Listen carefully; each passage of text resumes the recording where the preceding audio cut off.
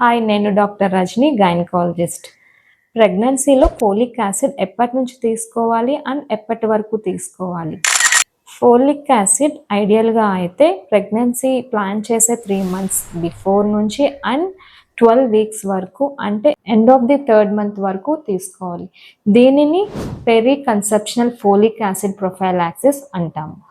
దానివల్ల అడ్వాంటేజెస్ ఏంటి అంటే, ఫస్ట్ న్యూరల్ ట్యూబ్ డిఫెక్ట్స్ని ప్రివెంట్ చేస్తుంది, అంటే బ్రెయిన్ అండ్ స్పైన్ అనామలీస్ని ప్రివెంట్ చేస్తుంది. Second, there are proven studies that folic acid prevents congenital heart diseases in babies, అంటే జన్యు హృద్రోగ సమస్యలను నివారిస్తుంది.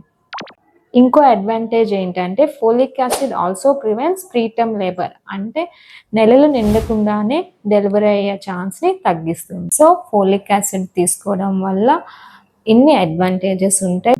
Thank you.